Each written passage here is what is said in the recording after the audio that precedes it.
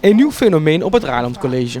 Natuurkundedocent Jan van Riswijk ontwikkelde de podcastserie De Geschiedenis van de Natuurkunde, die al wandelend tijdens de lesuren kan worden beluisterd. Het was bij een congres in Brugge.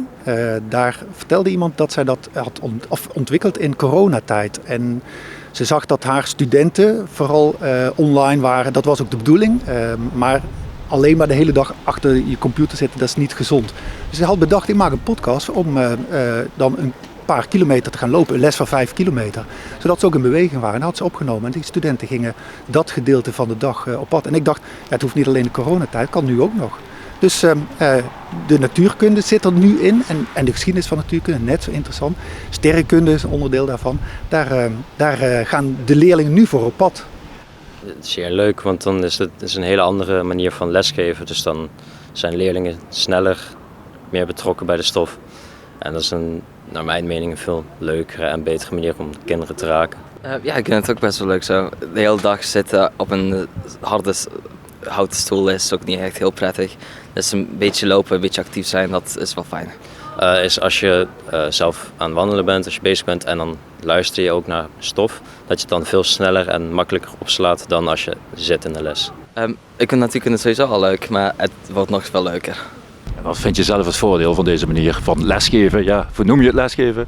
Ja, zeker. Er zit informatie in die ze kunnen verwerken. En soms is het ook wel goed dat je weet wat de historische achtergrond is, om te begrijpen hoe het ontwikkeld is, het idee, en om dat dan beter toe te kunnen passen.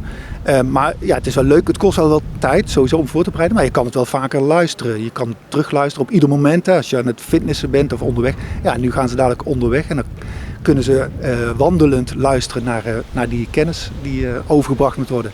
Ja, zouden jullie dit ook bij andere lessen willen hebben? Eigenlijk al. Dus 1 tot met 9 uur op school zitten, dat wordt wel zwaar.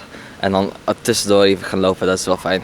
Ik ben het er wel mee eens dat het veel beter is om te leren, maar ik denk dat bij sommige vakken, zoals wiskunde, is dat niet echt mogelijk om te doen. Want dan ben je eigenlijk wel gebonden om aan één plek dan te werken. En als je in een klas zit, kan je wel gemakkelijker op dat moment vragen stellen. Zodat thuis het wandelen iets moeilijker is. Wordt het al breder ingezet bij andere vakken of hebben jullie het er wel over gehad? Jazeker. Ik heb het begin van dit jaar een artikel wat in het Nederlands Tijdschrift voor Natuurkunde heeft gestaan, heb ik doorgestuurd. En er waren mensen enthousiast, maar dat was in september. Nou ja, we zijn net in oktober aangekomen. Nee, mensen hebben erover nagedacht en het kan zijn dat ze het gaan gebruiken. Want je kan het voor alle vakken gebruiken. Ja, niet alleen om kennis over te dragen, maar je kunt ook leerlingen bijdragen laten maken.